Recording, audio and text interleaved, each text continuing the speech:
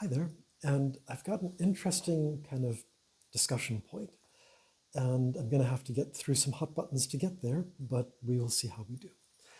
That is, Radish Raven had recently published a piece about her personal relationship with the Harry Potter book series and J.K. Rowling, and then some of the trans controversy, and she'd brought it in from her own personal views with a lot of nuance, and that was really quite interesting.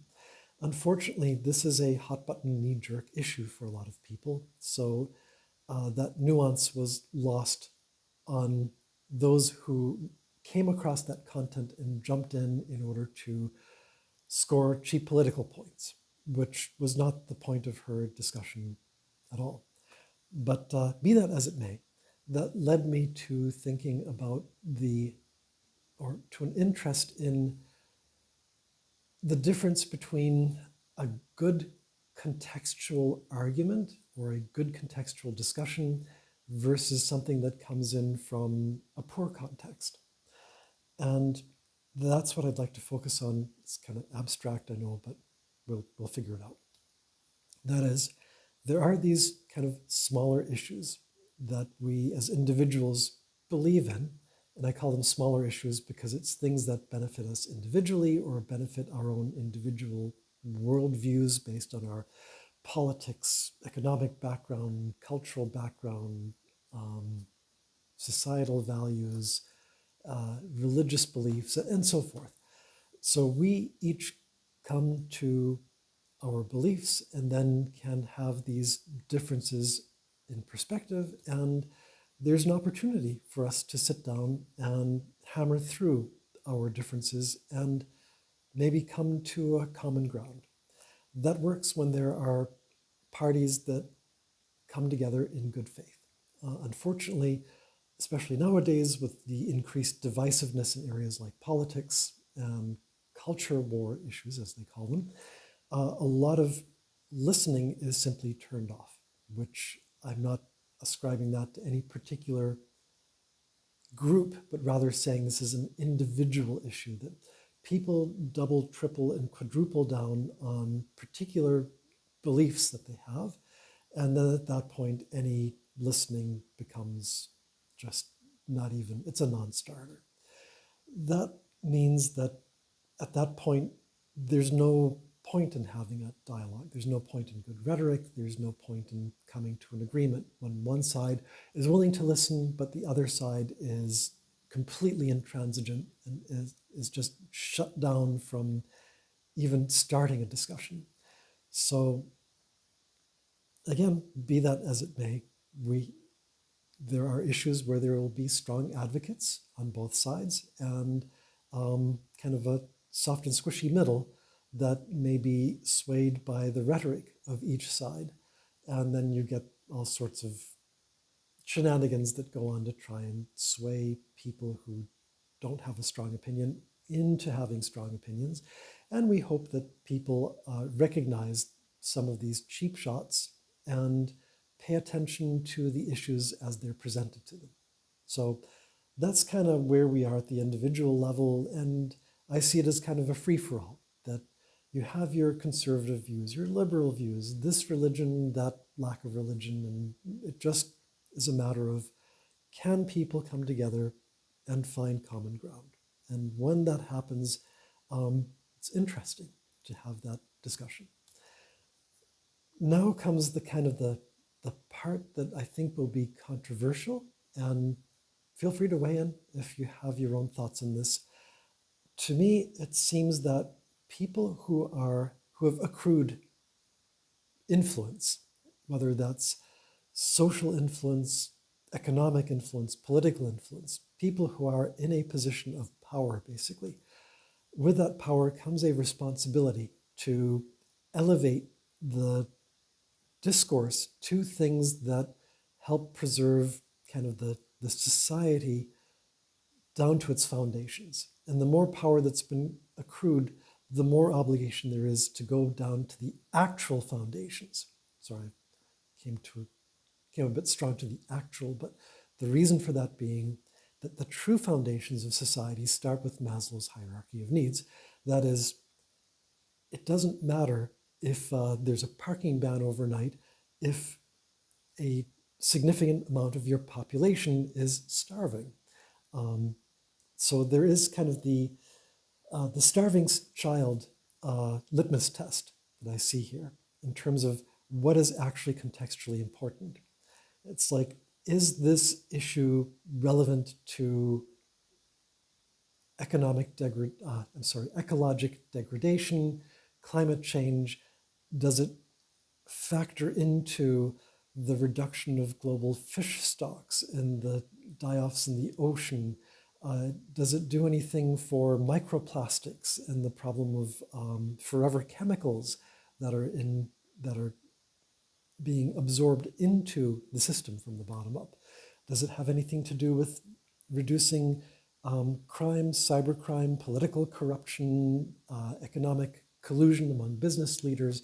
Does it have a role to play in terms of helping to address our aging infrastructure?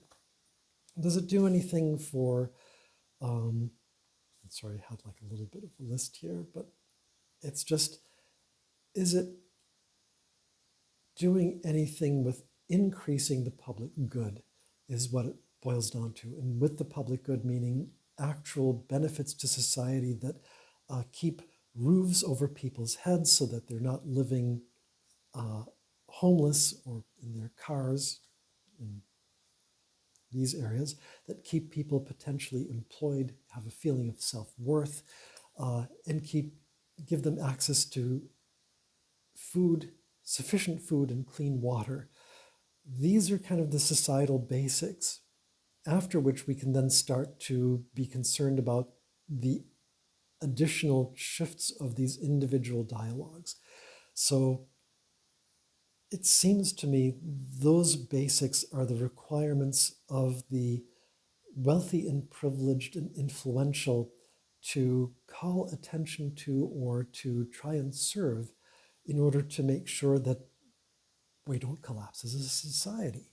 And even though one can say that we only need to think in terms of our individual nations or individual groups, it is all interconnected in a way that cannot be reduced in that way. The oceans connect all continents. If there are millions of people who are starving in one nation, you bet that will have all sorts of knock-on effects across a region, across a world. If there are food shortages in one area, that puts pressure onto other parts of the agricultural system. If there is a pandemic, it is necessarily, if it cannot be contained, it is necessarily then a piece of global interest. Therefore, the requirement is for our big people to think big, and the more important they are, the bigger they need to think in terms of how do we address the world's problems in order to have a common resolution that's going to make sure that we don't collapse as a society.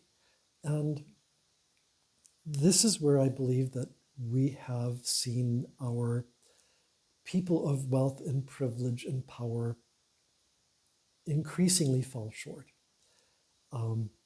It just seems that it becomes almost absurd when you have someone who's of great wealth and privilege who's complaining about low water pressure in pipes, or for instance about how cyclists are in the way of automobiles. These are small issues for small people to resolve in small ways. It's not something that is going to lead to the collapse of society. And that's where I think people may disagree with this and say that every one of us has our own freedom and independence to push the issues that we wish to push.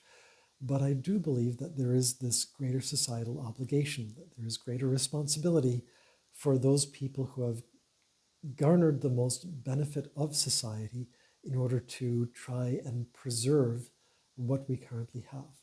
And we do see that there are many charities that the wealthy do back.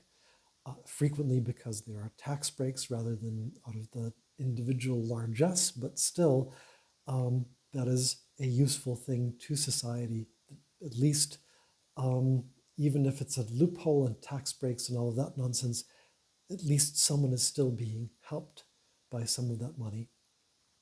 But there are those people that that eschew this public responsibility. And it seems to me we do this at our own peril, because if those of wealth and power and influence don't address some of the most pressing issues of our global society, then there's no one else left. There's no entity, no group that's going to do this. And well, back in the day, I think Carl Sagan in one of his books said that he sees the survival of civilization per century at about a 40% chance. I want to try to spike those chances as high as possible.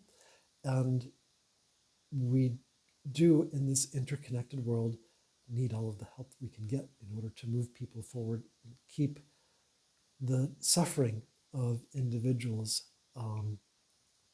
contained as well as we possibly can. So anyway, that's sort of my naive perspective on things, but it seems necessary for people to think this way in order to try and address some of the societal problems. For big people to think big, and for us small people, we have the freedom to think small. That's all I've got. Thanks, and bye for now.